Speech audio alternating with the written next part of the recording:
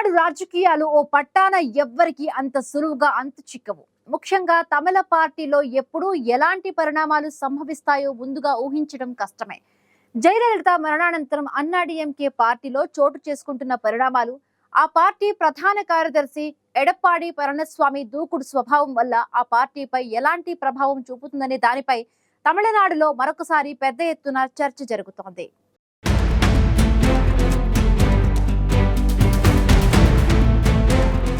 తమిళనాడులో వచ్చే ఏడాది అసెంబ్లీ ఎన్నికలు జరగనున్నాయి. ఎన్నికలకు కొన్ని నెలల సమయమే ఉండడంతో తమిళనాడులోని పార్టీలు ఇప్పటికే ఎన్నికల కోసం సమాయత్తమవుతున్నాయి.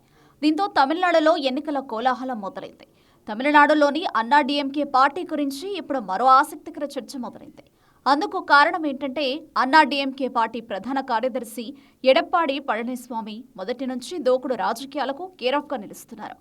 దివంగత ముఖ్యమంత్రి జయలలిత మరణానంతరం అన్నాడీఎంకేలో ఏర్పడిన విభేదాలతో జయలలిత నిచ్చెలి శశికళ నుంచి తాజాగా సీనియర్ నేత సెంగొట్టయ్యన్ వరకు 14 మంది కీలక నేతలను ఎడప్పాడి పళనిస్వామి పార్టీ నుంచి తొలగించిన తీరు తమిళనాడు రాజకీయాల్లో చర్చనీయాంశంగా మారింది. జయలలిత మరణానంతరం అన్నాడీఎంకే పార్టీని తన గుప్పెట్లోకి తీసుకున్న ఎడప్పాడి పళనిస్వామి తన మాటే వేదవాక్కు అనేంతగా ఆధిపత్యాన్ని పెంచుకున్నారు. ఈ క్రమంలో 2017లో సర్వసభ్య సమావేశం ఏర్పాటు చేసి అన్నాడీఎంకే ప్రధాన కార్యదర్శిగా పళనిస్వామి నియమించబడ్డారు. మొదట తాత్కాలిక ప్రధాన కార్యదర్శిగా ఉన్న శశికళ, దినకరన్లను పళనిస్వామి పార్టీ నుంచి తొలగించారు. ఆ తర్వాత ద్వంద్వ నాయకత్వానికి సంబంధించి ఏర్పడిన పోరులో 2020లో మాజీ ముఖ్యమంత్రి పన్నీర్ సెల్వన్, ఆయన కుమారుడు రవీంద్రనాథ్ కుమారుడిని పార్టీ నుంచి తొలగించారు. ఆ తర్వాత పన్నీర్ సెల్వం మద్దతుదారులుగా మారిన సీనియర్ నేత బస్టుట్టి రామచంద్రన్, మాజీ మంత్రి వైద్యలింగం, సంస్థాగత కార్యదర్శులుగా ఉన్న మనోజ్ పాండియన్, జేసీటీ ప్రభాకర్తో పాటు బెంగళూరు పుగలేంది, మురుగు అళుగురాజ్, కేసీ పళనిసామి, వెల్లమండి నటరాజన్ తదితర ముఖ్య నేతలను పార్టీ నుంచి వెళ్లగొట్టారు. ఆ కోవలో తాజాగా పార్టీ నుంచి వేరుపడిన వారిని మళ్లీ చేర్చుకోవాలని మాట్లాడిన సీనియర్ నేత సెంగొట్టయ్యన్కు కూడా అదే పరిస్థితి ఎదురైంది.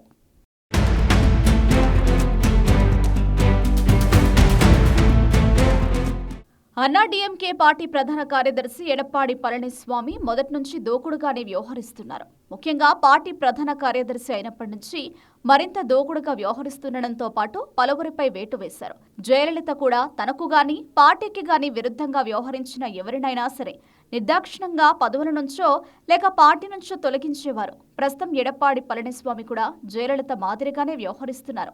అన్నాడీఎంకే నుంచి సెంగొట్టయ్యన్ను పార్టీ నుంచి తొలగించడానికి ముఖ్య కారణం శశికళకు మద్దతుగా వ్యవహరించడమే. ఇటీవల ఓపీఎస్, టీటీవీ దినకరన్లతో కలిసి ముత్తురామలింగ దేవర్ విగ్రహానికి నివాళులర్పించడమేనని తెలుస్తోంది.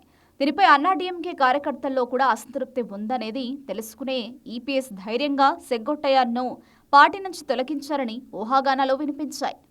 సెంగొట్టయ్యన్ను పార్టీ నుంచి తొలగించడం ద్వారా తనకు వ్యతిరేకంగా ఎవరు వ్యవహరించినా ఇదే గతి పడుతుందనే సందేశాన్ని అన్నాడీఎంకే నేతలకు ఈపీఎస్ పంపారని భావించవచ్చు. అయితే సెంగొట్టయ్యన్ను తొలగించడం ద్వారా పార్టీకి ఎలాంటి నష్టం జరగదని, ఆయన ఓపీఎస్తో కలిసి ధర్మయుద్ధం చేయాల్సిందేనని రాజకీయ విశ్లేషకులు భావిస్తున్నారు. ప్రస్తుత పరిస్థితుల్లో ఓపీఎస్, సెంగొట్టయ్యన్, శశికళ, టీటీవీ దినకరన్ కలిసి పనిచేస్తారనే వార్తలు వస్తున్నా దానివల్ల అన్నాడీఎంకేకు ఇబ్బందేమీ ఉండదనే అభిప్రాయాలు వ్యక్తమవుతున్నాయి. అదే సమయంలో ఈపీఎస్ చర్యలు తప్పకుండా అన్నాడీఎంకేకు నష్టమేనని కొందరి వాదన. ఓపీఎస్, దినకరన్, శశికళకు వారి సామాజిక వర్గ ప్రజల మద్దతు కొంతమేరుందని, దాంతో స్వల్పంగా ఓట్లు చీల్చే అవకాశం ఉందని రాజకీయ విశ్లేషకుల అంచనా. అయితే అదంతా ఊహాగానాలేనని, వారికి ప్రజల మద్దతు, కార్యకర్తల మద్దతు లేవని చెప్తున్నారు అన్నాడీఎంకే నేతలు. అన్నాడీఎంకేకు వ్యతిరేకంగా వ్యవహరించినందువల్లే పార్టీ కార్యకర్తల్లో వారిపై వ్యతిరేకత ఉందని, కావున వారితో ఎలాంటి నష్టం ఉండదని ఆ పార్టీ నేతలు, కార్యకర్తలు ధీమాగా ఉన్నారు. మొత్తంగా పళనిస్వామి పలువురు నేతలను తొలగించినా తమ పార్టీకి ఎలాంటి నష్టం జరగబోదనే ధీమా ఆ పార్టీ నేతల్లో స్పష్టంగా కనిపిస్తోంది.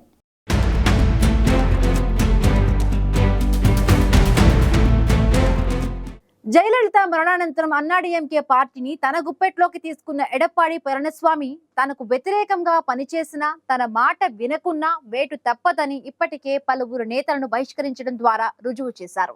దీంతో అన్నాడీఎంకేపై ఆధిపత్యం చెలాయిస్తున్న పళనిస్వామి వ్యవహార శైలితో ఆ పార్టీకి లాభమా నష్టమా అన్న చర్చ కూడా జోరుగా జరుగుతోంది.